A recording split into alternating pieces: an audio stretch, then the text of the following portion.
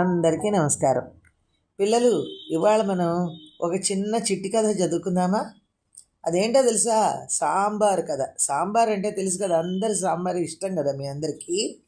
ఆ సాంబారు ఎలా తయారయ్యిందో ఇవాళ కథ చదువుకుందాం. ఆ రోజుల్లో అంటే చాలా చాలా పాత రోజుల్లో అనమాట, ఓల్డెన్ డేస్లో. ఆ రోజులు గోల్డెన్ డేస్ కూడా అనమాట.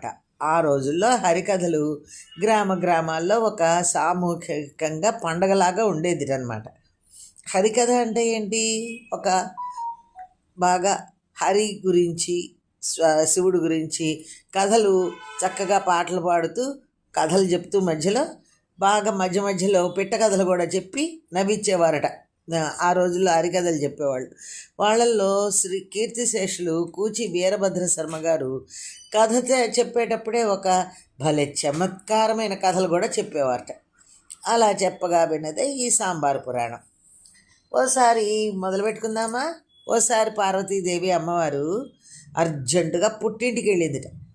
గణపతిని, కుమారస్వామిని శివుడి దగ్గర వదిలి కాస్త జాగ్రత్తగా చూడమని అప్పగించి వెళ్ళిందిట. ఆ రోజు రాత్రికి అమ్మవారు చేసి పెట్టినవి తినేసి హాయిగా పడుకున్నారట వాళ్ళ ముగ్గురు. తెల్లారింది. ఏం వండుకోవాలో తెలుసుకోలేకపోతుంటే ఇంతలో నారద మునీంద్రుడు అన్నట్ట ఆయన వచ్చాట. ఆయన వచ్చన్నట్ట, నేను కూడా భోజనం చేస్తాను, నాకు కూడా వండండి మహేశ్వర అని అన్నట్ట.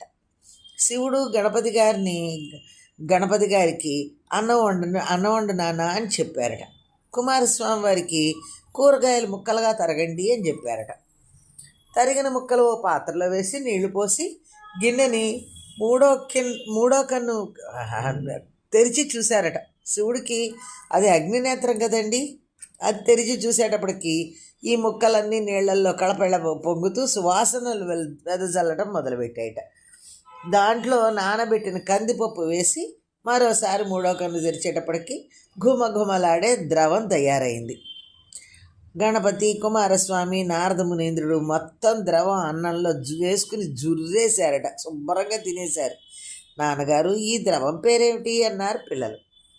నారద, నీవే ఈ మహాద్రవానికి నామకరణం చెయ్యాలి అని శివుడు కోరారట.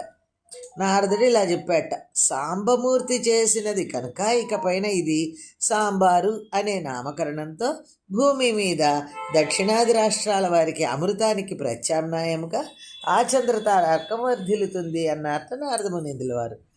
అది సాంబారు పురాణం. కేవలం సరదాగా కాసేపు సరదాగా నవ్వుకోవడం కోసం ఆయన చెప్పేవారు అన్నమాట. అట్లాగా బాగుంది కదా పిల్లలు?